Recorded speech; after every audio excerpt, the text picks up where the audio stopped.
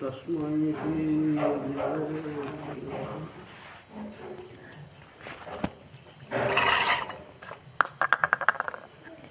সত্যায়তন মহামন্দিরের প্রতিষ্ঠাতা দয়াল শ্রী সত্যশ্রী যোগজীবনানন্দ স্বামীজির চরণে আমি প্রথমে প্রণাম জানাই। পরে আচার্যকুল আছেন, তাদের সকলকে আমার সশ্রদ্ধ প্রণাম জানাই। আজকের সৎসঙ্গে উপস্থিত গুরুমা, আচার্য মহাশয় এবং সত্যাশ্রীবৃন্দের যথাযোগ্য স্থানে আমার প্রণাম, প্রীতি, শুভেচ্ছা এবং ভালোবাসা জানাই। আচার্যের নির্দেশ অনুসারে প্রতি বৃহস্পতিবার সত্যায়তন মহামন্দিরে হোমানুষ্ঠানের পর সৎসঙ্গের অনুষ্ঠান হয়ে চলেছে। অনেকেই যোগদান করছেন, ভালোই লাগছে। মায়েরা তাদের সংসারের বাধা বিপত্তি কাটিয়ে সময় দিচ্ছেন সৎকার্যে। খুব ভালো প্রচেষ্টা, ভালো জিনিস। সৎ অনুষ্ঠানে যোগদানের ফল বিফলে যাবে না, অবশ্যই সুফল আছে এবং সেই ফলদাতা সত্যশ্রী, তিনি যখন যার প্রয়োজন মনে করবেন তাকে সেই ফল প্রদান করবেন। কাজেই সকলে যে আসছেন এবং শুনছেন, এটা খুব ভালো জিনিস, এইভাবেই চলুক। সত্যায়তনে আমরা কি শিখবার জন্য আসছি? সত্যায়তনে আমরা আসছি আধ্যাত্মিক বিদ্যা বা অধ্যাত্ম অনুশীলন করবার জন্য। লাভ মনুষ্যত্ব অর্জন। মানুষের মনুষ্যত্বের চরম পর্যায়ে কীভাবে পৌঁছানো যায় তার ক্রিয়াকলাপ, কৌশল ইত্যাদি আয়ত্ত করবার জন্য আমরা এখানে আসছি। আমরা নিজেদের সংশোধন করার জন্য আসছি। সত্যশ্রী মহারাজ তিনি সকল সত্যাশ্রীর উদ্দেশ্যে বিনামূল্যে অভ্যাস যোগ সাধন দিয়ে গেছেন। আচার্যগণ স্তরভেদে ধ্যান যোগ, শব্দযোগের প্রণালী সহ দীক্ষা দিয়ে থাকেন।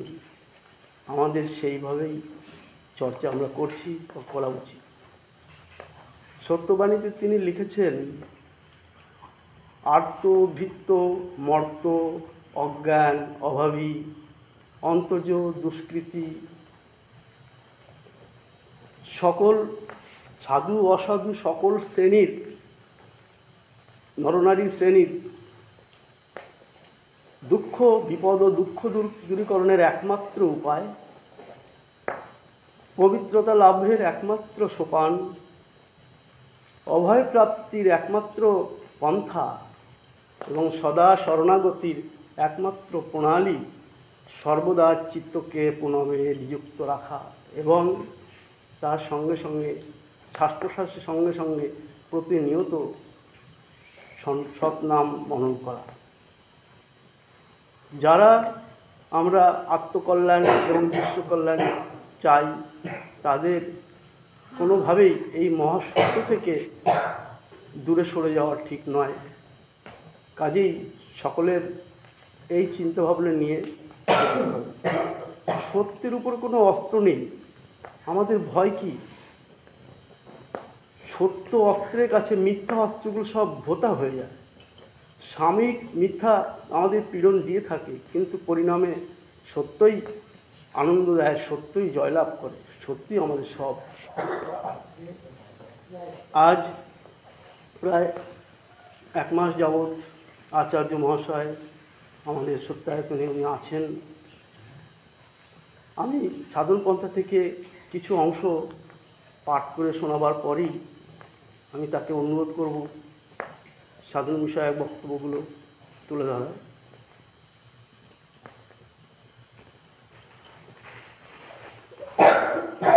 আমরা পড়েছি বা অনেকের হয়তো পড়া হয়নি, তো আপনার রেকর্ডিং হচ্ছে, এটা আমি একটু 2 লাইন পড়ছি, শুনুন।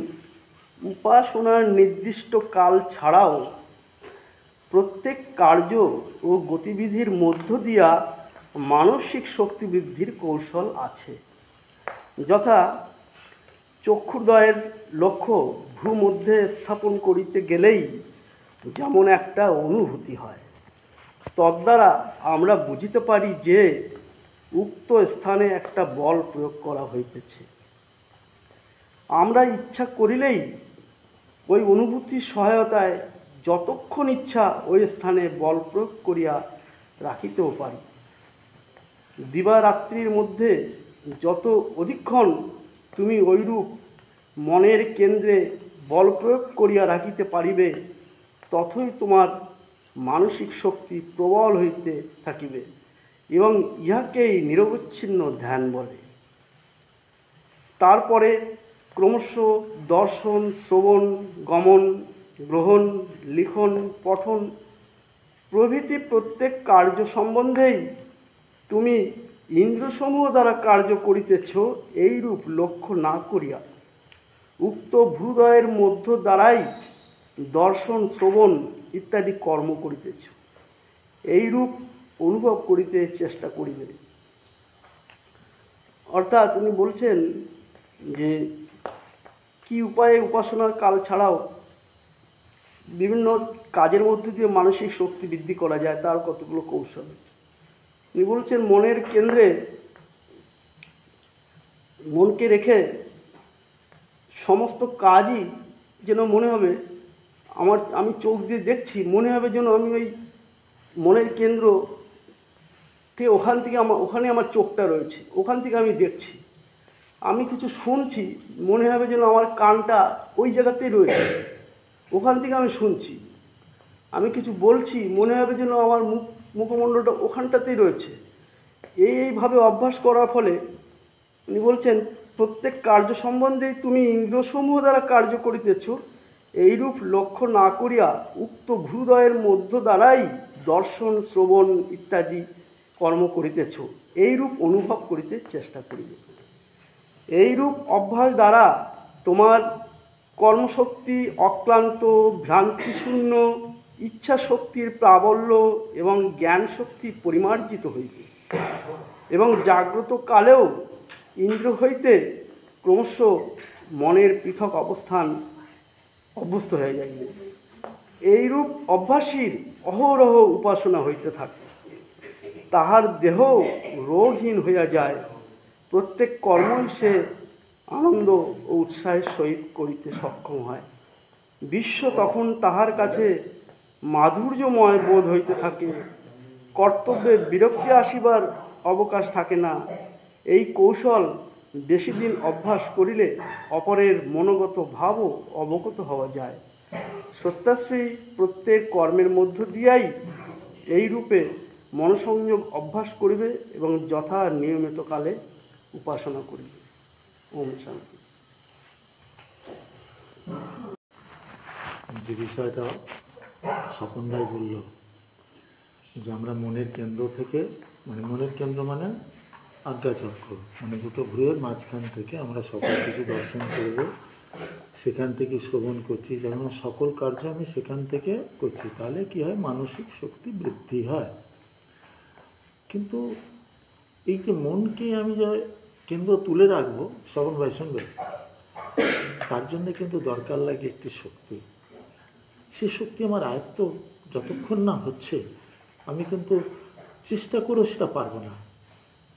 কারণ মন হচ্ছে এমন বেগবান ঘোড়া, সেই ঘোড়াকে আমি একটা জায়গায় নির্দিষ্ট লাগাম ধরিয়ে তাকে টেনে রেখে দেবো, এইখানটা থেকে নড়তে দেবো না।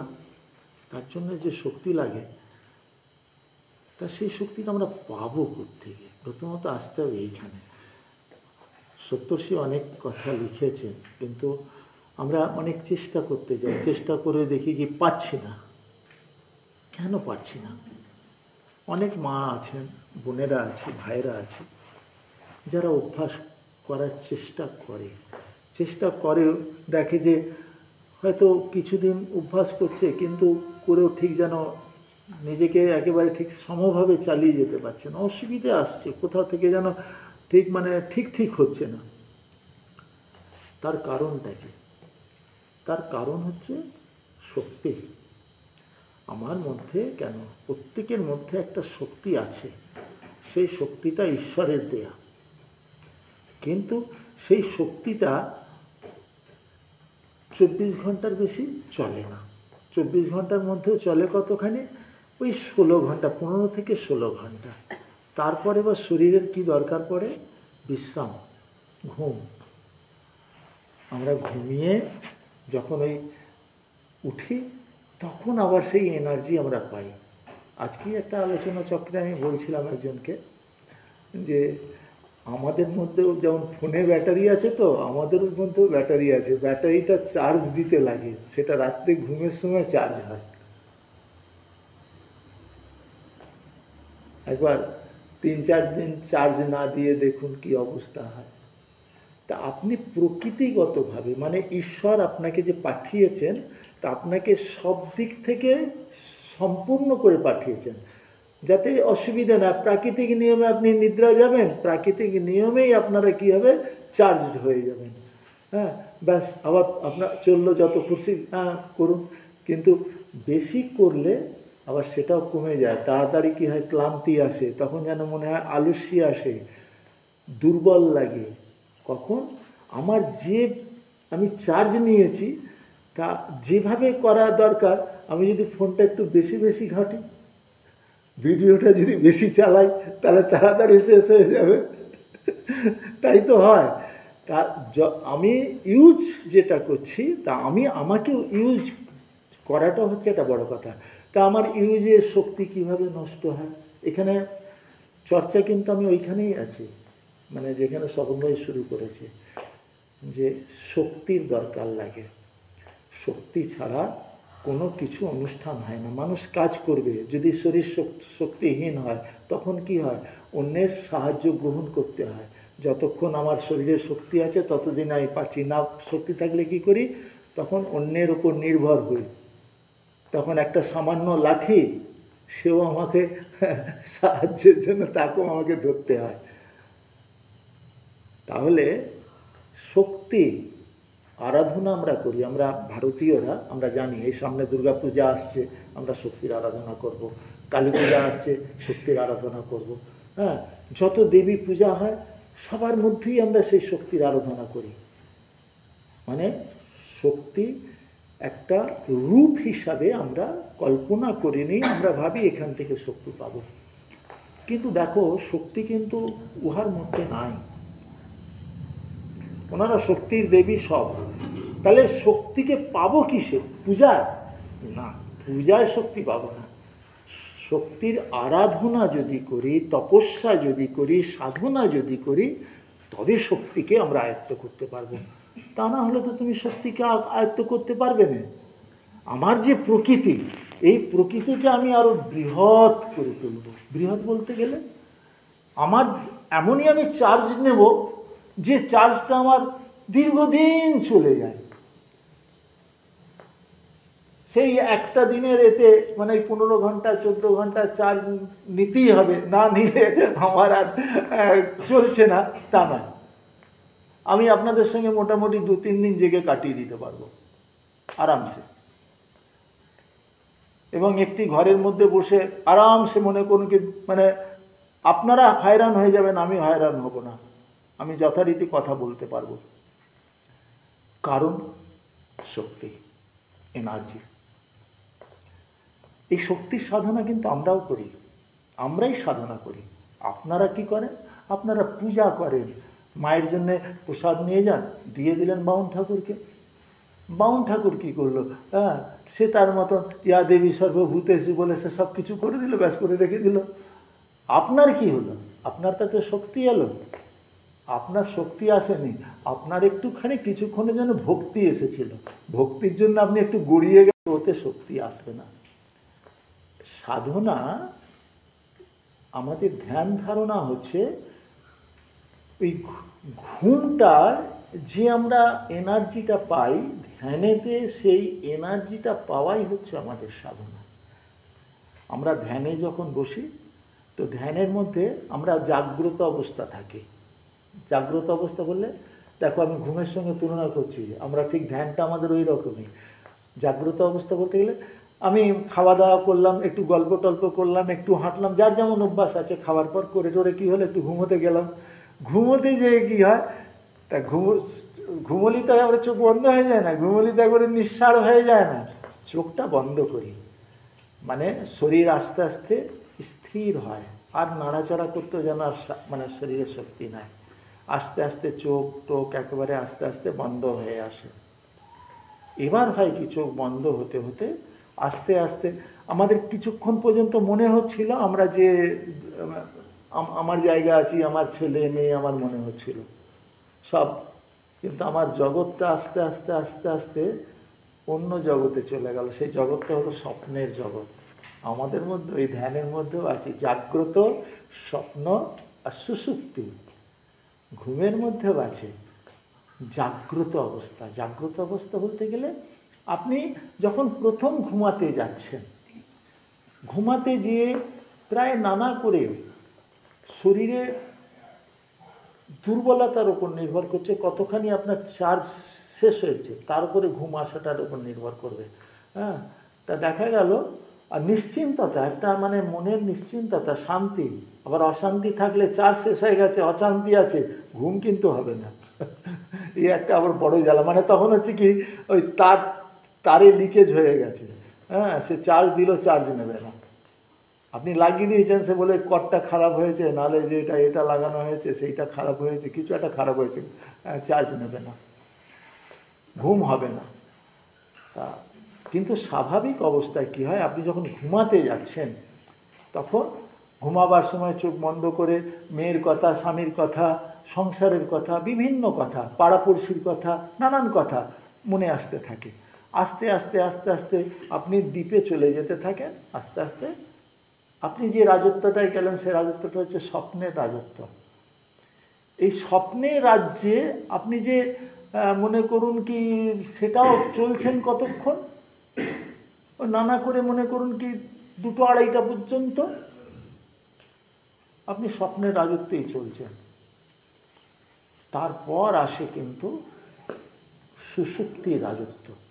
মানে সুষুপ্তি বলতে গেলে যেখানে আপনার আর কোনো হুঁশ নাই, আপনি ফুললি চার্জ হওয়ার জন্য আপনার ব্যাটারি, আপনার যে এই দেহ আছে সে রেডি, প্রস্তুত হয়ে গেছে ভগবানের চরণে, সে আপনি প্রাকৃতিক নিয়মে সে সঁপে গেছে। তখন তার মধ্যে কি হয়েছে, সেই সময় তার কোনো কিছুর জ্ঞান নাই। সে যে আছে, এই শরীর যে আছে সেটারও তার জ্ঞান নাই। মানে একটি সাধকের যে চরম অবস্থার সঙ্গে যদি তুলনা করা হয়, সেই সময় ওই সুষুপ্তিতে ঘুমন্ত অবস্থায় মানুষের তুলনা সমান হয়ে যায়, কোনো ডিফারেন্স নেই। মানে উচ্চ সাধক যখন তার সঙ্গে একদম রুমে থাকে, তখন তাকে বলি খ্যাপা, বামা খ্যাপা, হ্যাঁ, পাগল, এইসব তাকে বলে ডাকি। কারণ তার শরীরে হুঁশ থাকে না, সে কি করছে, কোন মানে কি সে তার একভাবে বিভোর থাকে, সে তার চরণে সকল সময় টাচ হয়ে থাকে। এটা হচ্ছে সাধকের উচ্চ অবস্থা। হ্যাঁ, রামকৃষ্ণকে খ্যাপা বলতো, কাউকে পাগলা বলছে, বিভিন্ন রকমভাবে বলা হয়েছে। সাধু মানে সাধু যখন চরম অবস্থান করেন তখন সেরকমই অবস্থা হয়। তার এই বাহ্য কোনো হুঁশ থাকে না, তিনি অন্তর্রাজত্বে থাকেন। তেমনি প্রত্যেকটা মানুষ, দেখুন ঈশ্বর কি সৃষ্টি করেছেন, প্রত্যেকটা মানুষ কিন্তু ঘুমের সময় 20 সেকেন্ড মাত্র, মানে 20 সেকেন্ড যেটা বললাম এটা হলো প্রাকৃতিক নিয়মে 20 সেকেন্ড। এবার এটা কমও হয়, বাড়েও, সেটা নির্ভর করে, আমি এটা পরে বোঝাচ্ছি। হ্যাঁ, তা আপনার যে 20টা সেকেন্ড আপনি ওখানে গেলেন, ওইটুকু অবস্থাটা আপনার থাকলো, তারপর কি হলো, আপনি বেরিয়ে এলেন। বেরিয়ে এসে কী হলো, আবার সেই স্বপ্নের রাজত্ব, যেখান দিয়ে গেছেন সেখান দিয়ে রিটার্ন হচ্ছেন। হ্যাঁ, সেটা কোন জায়গা আছে, আমাদের সহস্রার থেকে। হ্যাঁ, বলছে যে একটি পদ্মের নালের মতন সেই জিনিস যে উল্টা ঘটের ভেতর ঢুকে সেখানে পদ্ম মানে সহস্র পাপড়ি সহ সেখানে সে অবস্থা আছে। আর সেখানেই আমাদের প্রাণাত্মা আছে, আমরা সেখানে যে টাচ হয়ে যাই। সাধন সেই জায়গায় যে প্রবেশ করা, আর সেখানে কিন্তু প্রত্যেক মানুষই প্রবেশ করছে, প্রত্যেক জীব প্রবেশ করছে। আমরাও কিন্তু যখন সাধনা করি যে জাগ্রত অবস্থাতে ওইটা টাচ নেব, সাধারণ অবস্থায় মানুষ 20 সেকেন্ড টাচ নেয়, আর আমরা সত্যশ্রী বলছেন 8 ঘন্টা বসো, 8 ঘন্টা করে তাহলে 1 ঘন্টা 2 টাইম বসো, তাহলে 1 ঘন্টা যদি বসে, আর আমি যদি মনটাকে বসে এদিক ওদিক চিন্তা, আজকে সারাদিনের চিন্তা এলো, তারপর একটু ডিপে গেলাম, তা একটুখানি যেন কী সব উল্টোপাল্টা আসতে লাগলো, তারপর যখন খুব ডিপে যাব, যখন আর হুঁশ থাকবে না, তখন কিন্তু আমি সেই জায়গায় পৌঁছাচ্ছি। তা সেটা খুব ডিপ সাধনা হতে হয়, সাধনার মধ্যে সেটা ডিপ, কারণ এই সাধারণ সাধনা দিয়ে সেখানে মানে সেই জায়গায় পৌঁছানো যায় না। কারণ জাগ্রত আর স্বপ্ন, দেখুন ওইটা হচ্ছে চেষ্টা, এটা যেমন ঘুমের মধ্যে আপনি যাচ্ছে, ওইটা কিন্তু হয় না, ওটা বহু দিনের সাধনায় জাগ্রত থেকে স্বপ্নে যাওয়া হয়, স্বপ্ন থেকে সুষুপ্তিতে যাওয়া হয়। এটা আমাদের সাধন পন্থা যদি বই থাকে খুলবেন, দেখবেন জাগ্রত, স্বপ্ন, সুষুপ্তি, এইখানে দেখুন লেখা আছে। এখানে সকলে একটু মুখটা ঘুরিয়ে না, এখানে দেখুন জাগ্রত, স্বপ্ন, সুষুপ্তি, এখানেও রয়েছে, নিশ্চয়ই আছে। আনন্দে লয় বৈষম্য, এই যে জাগ্রত, এই দেখো মাঝেই আছে তীরের চিহ্ন, জাগ্রত, স্বপ্ন, সুষুপ্তি, ময়ের কাছে সুষুপ্তি আছে, দেখো স্বপ্ন আছে উ, আর অ আছে জাগ্রতে, তাহলে ও উম ওম, জাগ্রত, স্বপ্ন, সুষুপ্তি। সাধন পন্থাতে এই চিত্রটি আছে, এই চিত্রটিকে বড় করে করা হয়েছে। এটা সাধনের, দেখো এটা সাধনের একটা দিশা দেয়া। আমরা আসি দেখি, কিন্তু এটা আমার শরীরের মধ্যে, আমার এই ব্রেন কোষের মধ্যে আমরা গতি করি। আমি তোমাদের সঙ্গে যে আলোচনা করছি, এই আলোচনা কোনো ব্রাহ্মণ ঠাকুর স্থলে বসে করে না, কোনো গুরুরাও এইভাবে করে না, কারণ এগুলো সকলেই হচ্ছে গুচ্ছবিদ্যা, গুরু শিষ্যের মধ্যে গুচ্ছভাবই চলে। কিন্তু আমাদের সত্যায়তন ইহা দান করার জন্য দিয়েছেন। আপনারা সৌভাগ্যবান যে সৎসঙ্গে আসছেন, সৎসঙ্গে আসছেন বলে আজ এই সৎসঙ্গে আপনারা কথা শুনছেন। এক জায়গায় শাস্ত্র বলছে যে শ্রেয় পুত্রাৎ শ্রেয় বিত্তাৎ, শ্রেয় পুত্রাৎ শ্রেয় বিত্তাৎ, শ্রেয় মানে অর্থটা হচ্ছে, আর দুটো শব্দ আছে, শ্রেয়, এটা মুখে হয়ে গেল, এর অর্থ হচ্ছে বৃত্ত, পুত্র, পুত্র মানে আমার আত্মীয় স্বজন, বৃত্ত, সকল থেকে বড় কে? আমার সেই গুরু, যিনি সেই শক্তির সঙ্গে টাচ করে দিচ্ছেন, আমাকে সেই শক্তির কথা স্মরণ করাচ্ছেন, আমাকে সেই শক্তির সঙ্গে জুড়ে দিচ্ছেন। এ কোন শক্তি? এ সেই শক্তি যে দুঃখ যদি দিও ঠাকুর শক্তি দিহ সইবারে। সংসারে থাকলে যে শক্তির দরকার লাগে সে শক্তি একমাত্র গুরুই দিতে পারে, গুরুর কাছ থেকেই পাওয়া যেতে পারে। এটাই হলো বড় কথা। তার নিজস্ব, তার যে ব্যাটারি আছে, তার যে নিজস্ব ট্রান্সফর্মার আছে, সেখানে যে চার্জের বিশাল ব্যবস্থা আছে, যদি কেউ চার্জ করাতে চায় তবে তো। এইবার ব্যাপার হচ্ছে যে এই যে আবার ফিরে ফিরে ফিরে ফিরে আমরা কোথায় চলে এলাম? আবার জাগ্রত হয়ে গেলাম। এবার জাগ্রত কটায় হয়ে যাচ্ছি? ঠিক মোটামুটি 3:45 এ নাগাদ করে আমাদের প্রকৃত অর্থে আমরা জাগ্রত অবস্থায় চলে আসি। কিন্তু এলে কী হবে? আমরা বিছানা ছাড়ি না, আমরা ঘুমাই। ঘুমিয়ে আমরা কি করি? স্বপ্ন রাজ্যে বিচরণ করি। তাতে কিন্তু আরও যে শক্তি আমি নিয়ে এলাম, সে শক্তিটা তখন হয় কি, আমার মন এই স্বপ্ন রাজত্ব তৈরি করে। যার জন্য বলে ভোরের স্বপ্ন খুব আরামের হয়, ভোরের ঘুম আরামের হয় না, সে আমার শক্তিটা কিছুটা নিয়ে করে নেয়। কারণ আমার মনের ভাবনা দিয়ে আমি কি হয় যে একটি জগৎ তৈরি করি, স্বপ্নের জগৎ। সেখানে কিন্তু কি থাকে, আমার সেখানে একটি মানে নতুন নবরচনা থাকে, সেই রচনার সঙ্গে আমি জুড়ে থাকি। আশ্চর্য বিষয় কিন্তু নারদের হয়েছিল,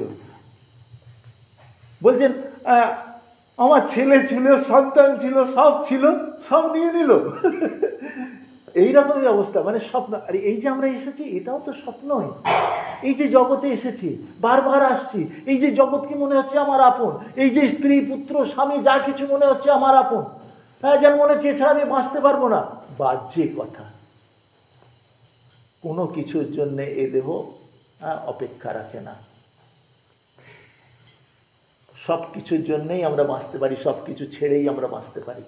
সব থেকে বড় কথা, কিন্তু আমাদের বিশ্বাস নেই, কারণ মোহ মায়া এমনভাবে জড়িয়ে আছে। তার ব্যাপার হয় কি, আমরা ঘুমের সময় তখন আমার স্ত্রী পুত্র কন্যা এত বিষয় আশয় কোথায় চলে যায় জানি না।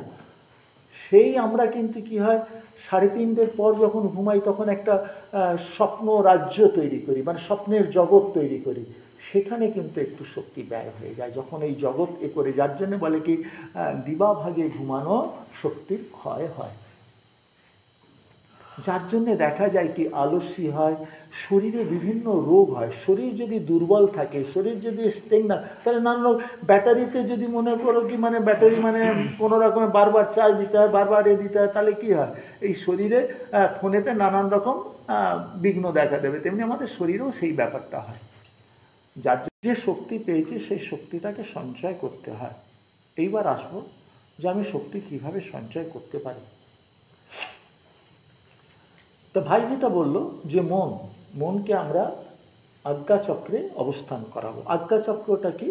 আজ্ঞাচক্রটা হচ্ছে যে আমি স্বপ্নের কথা বললাম, ঠিক ওই স্বপ্নের স্থানই হচ্ছে আমাদের আজ্ঞাচক্র।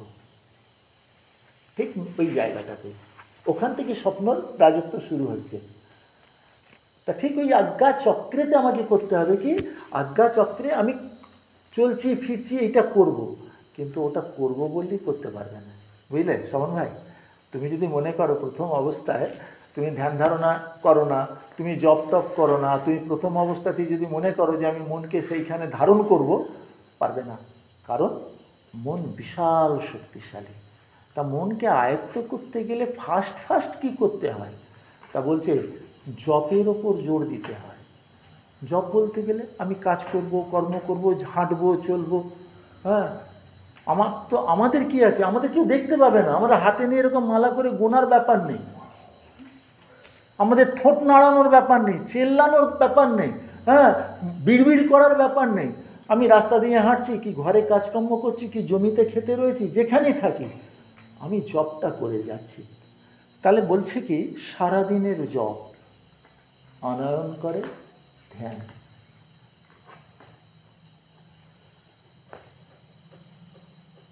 আর তোমার সারা দিনের ধ্যান আনয়ন করে সমাধি। তাহলে সমাধি হলো একেবারে ধ্যানের চরম বা পরম অবস্থা। তাহলে জপ হচ্ছে ফার্স্ট এমন একটি জিনিস যেটার দ্বারা আমরা শক্তি সঞ্চয় করি। এবং এই শক্তি যে বিশাল, এই শক্তি পেতে গেলে আমাকে শুরু করতে হবে কোথা থেকে? জপ থেকে। কোন জপ? তাহলে মন্ত্রশক্তিতে বলা হচ্ছে যে সপ্তর্ষি সাধন পন্থা যারা পড়াশোনা করে তারা জানে, কিছুজন তো নিশ্চয়ই করছে, আমি তাদের জন্যও আলোচনা করছি, এবং যারা পড়ে না তাদের জন্যও আলোচনা করছি। হ্যাঁ, যারা ধ্যানে বসে তাদের জন্যও করছি, যারা ধ্যানে বসে না তাদের জন্যও করছি, কি তাদের যেন আগ্রহ হয়। তাতে লিখছেন মন্ত্রশক্তি বলতে গেলে হ্যাঁ, বাক্যমাত্রই মন্ত্র নহে। আমি যে কোনো শব্দ উচ্চারণ করে দেবো, সে শব্দ মানেই মন্ত্র নহে। তাহলে মন্ত্রের সঙ্গে বিশেষতা আছে বই কি, তা সেই বিশেষতাটা সপ্তর্ষি মন্ত্র রহস্যে ব্যাখ্যা করেছেন। কেন রাম বীজ মন্ত্র, কেন কৃষ্ণ বীজ মন্ত্র, কেন হরি বীজ মন্ত্র, কেন গুরু বীজ মন্ত্র, সেটা আমাদের সাধন পন্থাতে উল্লেখ আছে। মন্ত্র রহস্য দেখবেন। কেন রাধা কৃষ্ণ বলছি, হ্যাঁ, সেটা দেখা গেল শুধু কৃষ্ণ থেকে রাধা কৃষ্ণ উচ্চারণ, হ্যাঁ, তার প্রবাহ, তার কম্পন শক্তি আরও বেশি। তা সপ্তর্ষি কি বলছেন? বলছেন যে যত এইসব মন্ত্র দেখছো তোমরা, তো তোমাদেরকে যে মন্ত্র আমরা অভ্যাসকালে মানে ধ্যানের সময় যে মন্ত্রটা দিলাম, যারা নিয়ে এসো তারা জানো যে মন্ত্রটা দেওয়া হয়েছে, তা সেটাকে বলছেন কি, আমি ওটা নাম উচ্চারণ করছি না, কারণ অনেকে করে কি ভুল করে গুরু প্রদত্ত নাম উচ্চারণ করে, তাহা উচ্চারণ করা অনুচিত। অনুচিত, যেমন স্বামীর নাম উচ্চারণ করতে নাই, গুরুর নামও মানুষ উচ্চারণ করে না, তাকে যে কোনো একটি উপাধি দিয়ে তাকে ছেড়ে নেয়, কারণ তাহাতে কি হয়, তাহার ভালো না। আমরা আমরা ভাবি হয়তো যে এর কোনো প্রভাব আছে, আছে বই কি, সংকোচে শক্তি নষ্ট। তা যে জিনিসে আমার সংকোচ আছে, যে জিনিসে সংকোচন আছে, হ্যাঁ, সেই জিনিসে আমার বহিঃপ্রকাশ হতে পারে না। তা সেখানে আমার কিছু কিছু জিনিস আমাকে বুঝতে হয়। সেই জন্য হচ্ছে কি, যে যখন আমি সেই মন্ত্রের ব্যাপারে যাব, তো আমাদের যে মন্ত্র আমরা পেয়েছি, সেই মন্ত্র বারণ আছে, দেখবে সাধন পন্থাতেও বারণ আছে, যে গুরু প্রদত্ত মন্ত্র এবং উপলব্ধি যা হবে, ধ্যান করে তুমি যেটা উপলব্ধি করতে পারবে, সেটা কারোর সঙ্গে আলোচনা করবে না, একমাত্র গুরু ছাড়া। সে যতই সত্যাশ্রয়ী গুরু ভাই হোক, তুমি ধ্যানে ধ্যানে অনেক কিছু পাওয়া যায়, হয়তো জানো কি না জানি না, আলো পাবে, বিদ্যুৎ পাবে, হ্যাঁ, ঠাকুর দেবতা সকল কিছু ধ্যানের মধ্যে ভেসে উঠতে পারে, পারে, কোনো ব্যাপার নেই, অনেক কিছু ঘটতে পারে, ধ্যান এমনই একটা জিনিস। কিন্তু এগুলো সকল কিছু হচ্ছে গুরুর সঙ্গে চর্চার বিষয়, গুরুর সঙ্গে লেগে থাকতে হয়, জুড়ে থাকতে হয়। হ্যাঁ, এই আজকালকার যে গুরু হয়েছে, যে আমরা যদি বড় বড় এইসব সংস্থান হয়েছে, একবার দীক্ষা নিয়ে এলাম, মহারাজের কাছে পর্যন্ত পৌঁছানো যায় না, দূর থেকে মহারাজকে এরকম করে প্রণাম করা যায়। কিন্তু আমাদের এই সত্য এখন আছে যে গঙ্গা স্বয়ং নিজে বয়ে চলে আসে, আমরাই ডুব দিতে পারি না, এটা আমাদের আফসোস। তা যখন এই যে আমি যখন চিন্তা করছি যে আমি শক্তি কিভাবে পাবো, তাহলে আমরা প্রথমে হচ্ছে জপের দিকে যাব। জপ যখন করব, সারা দিনের জপ, তাহলে হচ্ছে কি আমার মনের মধ্যে, এটা বিজ্ঞানটা আমি বুঝিয়ে দিচ্ছি। মনে করো তুমি বিভিন্ন চিন্তা আছে, কিন্তু সকল চিন্তাকে তুমি এই রকম করে দিয়ে, আর যদি তুমি মনে করো কি নাম স্মরণের মধ্যে চলে যাও, দেখো নামকে স্মরণ করা বলছি, কারণ আমরা যে মন্ত্র ভেতরে জাপ করব সেটা স্মরণ করব, কারণ আমরা তো উচ্চারণ করি না, আমরা মনে মনে জপ করি। মনে মনে জপটা কি বলা হয়? শরণ, বাস। হ্যাঁ, উত্তর ভারতীয় ভাষায় বলা হয় सुमिरन। सुमिरन से सुख होता है, सुमिरन से दुख जाए, और कहत कबीर सुमिरन किए माही मुझ में समाए। সুমিরন এমন একটা জিনিস, মানে স্মরণ এমন একটা জিনিস। তা আপনি স্মরণ করতে থাকুন, এবং চিন্তা, মনন মানে চিন্তা, স্মরণ মনন মানে, স্মরণ মানে আমি মন্ত্র স্মরণ করব, এবং মনন করব মানে চিন্তা করব। চিন্তা কি?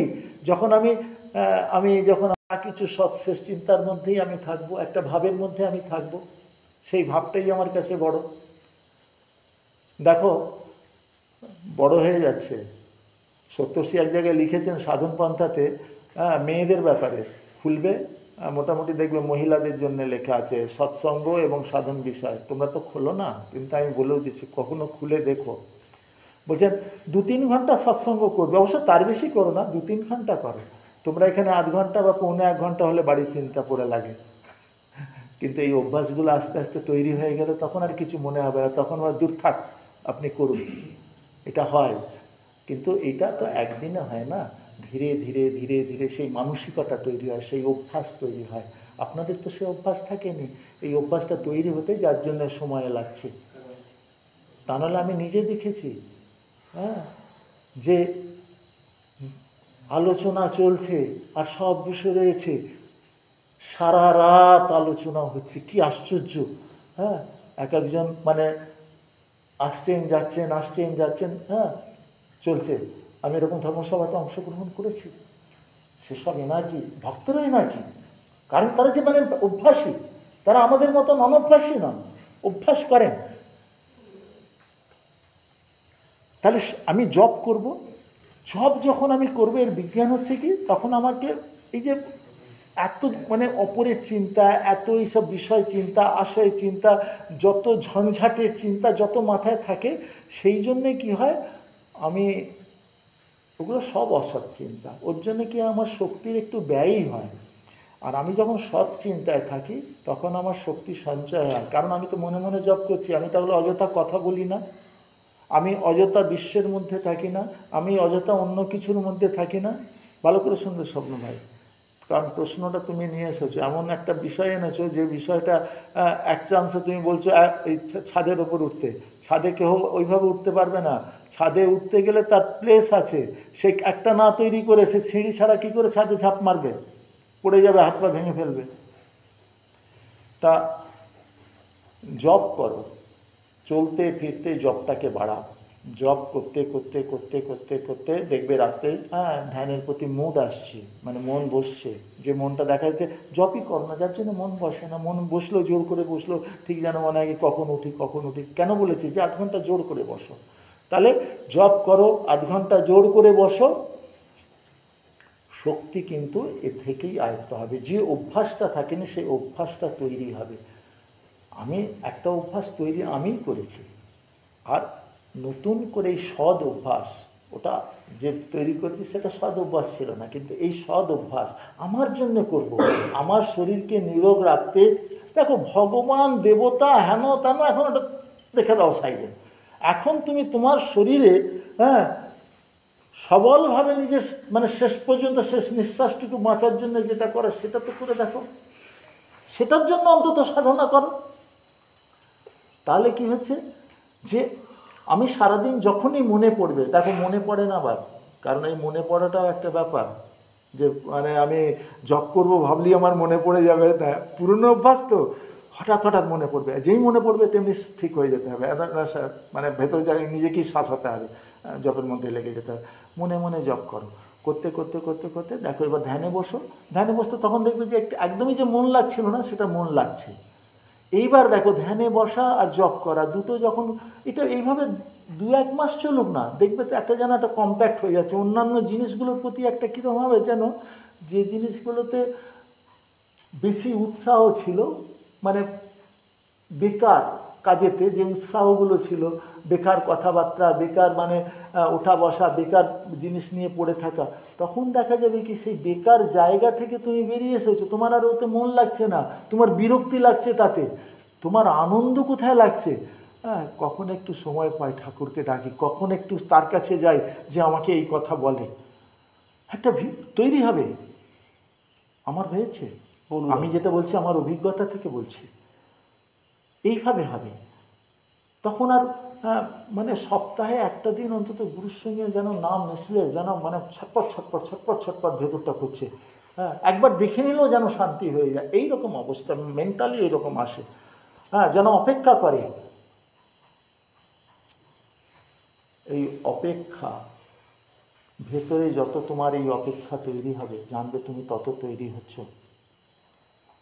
কথা বললেই বা টাচ বলতে গেলে কি, দেখেই শান্তি, এই দৃষ্টি দিয়ে তার সকল কিছু শক্তি আহরণ করে নেওয়া যায়। এই দৃষ্টিতে এমন জিনিস আছে, আমার যদি সেই প্রীতি হয় তাহলে আমি যাহাতে দৃষ্টি দেব, দৃষ্টিপাত করব, সেখান থেকে সেই দৃষ্টিপাতেতে সে শক্তি সঞ্চয় করে নিতে পারব। এই এমনই ত্রটক বিদ্যা, আমরা সেই রকমই এতে থাকি। আমি আজকে এটা আমার মানে এবারের মতন আমার যাওয়ার সময় হয়ে আসছে, পরের সপ্তাহ আপনাদের কাছে থাকবো না, একটু গভীরেই যাচ্ছি। তা এ বিদ্যা আছে, আমরা পারবো। কথাবার্তা নয়, আমি সে যেখানে মনে করব আমার দৃষ্টিপাত দিয়েই কিন্তু আমি, যখনই দৃষ্টিপাতে, সেখানে পাত মানে কি আমার দৃষ্টি যখনই আমি সেইভাবে ফেলবো, তখন সেখান থেকে আমি সেই শক্তি সঞ্চয় করবো বই কি। শক্তি যে ধাপগুলো সাধনা, তাতে কিন্তু আগিয়ে দিতে সাহায্য করবে। যেটাও বললো যে সেকেন্ড ধাপ কি, সেকেন্ড ধাপ হচ্ছে আমি শ্বাসে শ্বাসে, এই যে জবটা আমি করছিলাম, এতদিন জব করছিলাম, কোনো মেলাচ্ছিলাম না, মনে পড়লেই জব করবো, ব্যাস এইটুকুটা ব্যাপারটা ছিল। তা শ্বাসের সঙ্গে তার কোনো ব্যাপার ছিল না, শ্বাস চলছে মানে শ্বাস তো আপন গতিতে চলে, এরকম ব্যাপার ছিল। প্রথমে ওইটাই করতে হবে, তারপর সেকেন্ড ধাপ হচ্ছে কি, শ্বাস নিচ্ছি জপ করছি, শ্বাস ছাড়ছি জপ করছি, এই প্র্যাকটিস করা। তাহলে আমার একটাও শ্বাস বেকার যায় না, প্রতি শ্বাসে নাম হয়। তাহলে আমি সারাদিনে কয়েক লক্ষ শ্বাস নিই, হ্যাঁ, তাহলে আমার প্রতি শ্বাসে আমার কিন্তু জপ চললো। তা সেটা অভ্যাস করতে হয়। অভ্যাস করলে এবার অনেকে বলবে আমি কথা বলছি তখন হয়তো আমার হবে না, বা কোনো একটা বিশেষ কাজে মনোযোগ দিয়েছি তখন হবে না। না, তুমি যখন এইটাকে অভ্যাসে পরিণত করে নেবে না, তখন বলছে যে তুমি কথা বলবে, তোমার কিন্তু জপ চলছে, শ্বাস কিন্তু আপনি জপ নিচ্ছে। যেমন শ্বাস তোমার ইচ্ছাতে শ্বাস নেয় না, ছাড়ে না, তুমি চাইলে না চাইলেও সে নেবে, হ্যাঁ, তুমি ঘুমিয়ে থাকলেও সে নেবে। তেমনি শ্বাস তখন করে কি, শ্বাস তখন প্রাণবন্ত হয়ে ওঠে, সে তখন শ্বাস নিজেই তখন গ্রহণ করে আর ছাড়ে। আমাকে আলাদা করে কোনো প্র্যাকটিস তখন আর করতে হবে না। আমার মধ্যে আমি কথা বলছি কিন্তু আমার মধ্যে সেই শ্বাসের জপ চলছে, এটা হলো প্র্যাকটিস। প্র্যাকটিসে কী না হয়, স্বাভাবিকভাবে একটা সাইকেল একজন যখন আমি উঠছি তখন পায়ের দিকটা ঠিক তখন মনে পড়ে, হ্যাঁ, যে পায়ের দিকটা দেখবো না হ্যান্ডেল দেখবো না ব্রেকটা দেখবো না বেলটা দেখবো। প্রথম প্রথম তো মনে হয় চালাতে যে, তারপর দেখো যখন সাইকেল চালানো শিখে যাও, হ্যাঁ, তখন আর কোনো ব্যাপার নেই। বেলের দিকেও তাকিয়ে থাকতে হয় না, আর পায়ের দিকেও তাকাতে হয় না, তখন আপনা আপনি সব চলছে, আমার পা হাত যেন ঠিক টাইমে কাজ করে যাচ্ছে। কিন্তু যখন নতুন থাকো ঠিক সেই রকম মনে হবে, কিন্তু এই জবটাও ঠিক সেই রকম। দেখো বিজ্ঞান আমাদের সপ্তর্ষি যা দিয়েছেন তা বিজ্ঞান, এবং সপ্তর্ষি দিয়েছেন বলে না, সপ্তর্ষি যা দিয়েছেন তা শাস্ত্রের বাইরে দেননি। সপ্তর্ষি যা দিয়েছেন তা শাস্ত্রের বাইরে দেননি, তিনি শাস্ত্রসম্মত দিয়েছেন এবং যাহা উপযুক্ত মনে করেছেন তাই দিয়েছেন। তিনি মহিলাদের দূরে ফেলে দেননি যে নারীর ওঙ্কারে অধিকার নেই, হ্যাঁ, এই শক্তিতে অধিকার নেই, অথচ তাকে শক্তি বলা হবে আর তার শক্তির আরাধনায় তার অধিকার নেই। কি আজে বাজে পরবর্তী সময় ব্রাহ্মণরা এসব কথা বলে দিয়ে গেল। তিনি বললেন না, আছে। ওনাকে এর জন্য ওনার প্রাণ সংশয় পর্যন্ত হবার ব্যাপার ঘটেছে, কারণ ওনাকে মানুষ ওনার ওপর এটা মেনে নিতে পারেনি। হ্যাঁ, মেয়েরা অহংকার বলবে, শূদ্রে অহংকার বলবে। তিনি কিন্তু প্রণবতত্ত্ব, অধিকারী বিবেক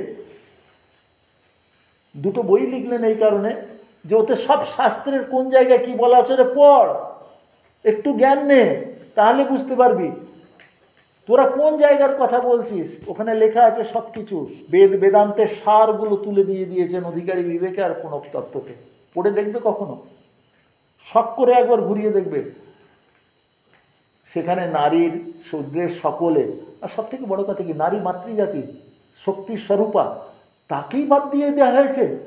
ভারতবর্ষে কেন এই দুর্গতি হয়েছিল? এই কারণেই হয়েছিল, নারীতে তো দুর্গতি হওয়ার কথা না। মায়ের জাতকে কখনো বাদ দেওয়া উচিত না। যাই হোক, তো শ্বাসে শ্বাসে তালে তালে, শ্বাসের তালে তালে তখন আমার যোগ অভ্যাস হবে। এটা হলো সেকেন্ড পার্ট। থার্ড পার্ট হচ্ছে যেটা ভাই বলল, যে আমি ধ্যান যেমন দেখানো হয়েছে তুমি কি করে আজ্ঞাচক্রে ভ্রুমধ্যে তুমি দৃষ্টি স্থাপন করবে, ঠিক সেইভাবেই হবে কি ধ্যান আমরা অন্ধকার ঘরে করছি, লাইট ফাইট নিভিয়ে দিয়ে করছি, কোনো রকম বাহিরে আওয়াজ সাউন্ড যত কম হয় তার ব্যবস্থা করছি, সব মানে এমনভাবে করছি মানে বিজ্ঞানসম্মতভাবে সকল কিছু করে আমরা বসি। আমরা যারা বসে তাদের গুরুদেব নিশ্চয়ই বলে দিয়েছেন যে আলো নিভিয়ে বসবে, হ্যাঁ, ঘরে যাতায়াত মানুষ ঘরে ঢুকঢাক ঢোকে বেরোয় সেরকম না হয়, সাইলেন্ট মুডে করবে। কিন্তু এই যে সকল সময় ধ্যান হবে ভাই, তুমি যেটা বললে সেটা তো এই সাইলেন্ট মুডে হবে না, তোমার চলতে ফিরতে হাঁটতে, তাহলে ভরা বাজারে হবে। লোকেশ নারায়ণ লিখেছিলেন, ঠিক আছে, আমাদের গুরুদেবের দাদা, ওনার একটা কবিতা পড়েছিলাম, আমি বলেছিলাম এই লোকটাই বলছে কোন কথা না, নিত্য ধ্যান কি করে হয়, বলে সেই সাধু যে বাজারে বসে ধ্যান করতে পারে, তার উপরে কবিতা ছিল, ঠিক আছে। আমি কবিতাটা দেখে বলে যার পর নাই খুশি হয়েছি। তার মানে কি, আমাকে ওটা প্রাথমিক অবস্থা, আমাকে ঘর অন্ধকার করে করে, কারণ আমি এই আলোর মধ্যে বসে আমি নিজেকে অন্ধকারে করে নিতে পারি। আমি যখন চোখ বন্ধ করলাম আমার সাইলেন্ট, একদম সব অন্ধকার। আমি যখন ভেতরে ঢুকে যাব আমার কোনো দিকে হুঁশ নাই, কে কী করছে না করছে, কোন সাউন্ড কে কী করছে না করছে কিছুর ব্যাপার নেই, যদি আমি সত্যি সত্যি মানে ভেতরে ঢুকে যেতে পারি। তা ব্যাপার হচ্ছে কি, এই অভ্যাসটা কিন্তু আমাদের করতে, এটা অভ্যাস করতে হয়। সত্যশ্রী যে কথাটা বলছেন সেটা হচ্ছে থার্ড টাইম, মানে থার্ড পার্টি। হ্যাঁ, থার্ড পার্টে হবে কি, আমি আস্তে আস্তে আস্তে আস্তে কী করব, আমি লিখছি, পড়ছি, কোনো কাজ করছি, রান্না করছি, তা আমি যেন এইখান থেকেই দেখছি, আমি পড়ছি যেন এখান থেকেই পড়ছি, আমি শুনছি কারোর মুখের দিকে তাকিয়েছি, কান দিয়ে না যেন এখান দিয়েই শুনছি। এই অভ্যাস, হ্যাঁ, এই অভ্যাস যখন মানে পোক্তা হয়ে যায়, তখন মানুষের মধ্যে কি শক্তি হয় জানো, বিশ্ব মন বুঝতে পারে। তোমরা পাশে বসে আছো, হ্যাঁ, কি আমার স্বামী কী ভাবছে, আমার স্ত্রী কী ভাবছে, এখানে ছেড়ে দাও, গোটা বিশ্ব মন বোঝা যায়। সত্যশ্রীর ওই জায়গাতেই লেখা আছে, পড়লে কি না পড়েনি ওই জায়গাটা, বিশ্ব মন, বিশ্ব মন তার দখলে হয়। তার মানে কি, এই যে সাধুরা বলে দিতে পারতো, এটা কোনো কিছু ব্যাপার না, এটা সবাই পারবে, কি হয়েছে না হয়েছে, কেন হবে না হবে, এ সকলের আয়ত্ত হয়ে এসে যাবে যখন তুমি ওই দৃষ্টি দিয়ে সকল কিছু কাজ করো, কর্ম করো, সকল আমি এখান থেকেই করছি, যেখানে টিপ পড়ে রয়েছো ওখান থেকেই করছি, ওখান থেকেই দেখছি, ওখান থেকেই শুনছি। এই আমার যখন মোটামুটি 30-32 বছর বয়স হবে, তখন আমি কিন্তু এটা আয়ত্ত করে ফেলেছি। চট চট চট চট চট করে তরঙ্গ উঠতো, নামতো, ফিল করতাম। তাই এগুলো প্র্যাকটিস করতে হয়, প্র্যাকটিস, অভ্যাস। আমাদের এর নামই হচ্ছে অভ্যাস যোগ। অভ্যাস দিয়েই আমার জন্মান্তরের যে অভ্যাস আছে তার থেকে আমি ডিটাচ হব, ডিটাচ হয়ে কি হব, নতুনভাবে আমি একটি সংস্কারের সঙ্গে জড়িত হব, সেটা হচ্ছে এই সৎসংস্কার। আমি যে ঊর্ধ্ব থেকে দেখো নিচে নেমেছে, পূর্ণ ব্যক্ত প্রকৃতি হয়েছে, আবার দেখো সেই আনন্দে উঠে যাচ্ছে, ওপরে দেখো আনন্দ আছে, সৎ আছে, উঠে যাচ্ছে। তা তুমি যেখান থেকে এসেছিলে সেইখানে যখন গতি করবে, সেটাই হলো সাধনা, তার নামই হলো সাধনা। তাই তো মা, আপনার নামও সাধনা। প্রণাম। আর শেষ।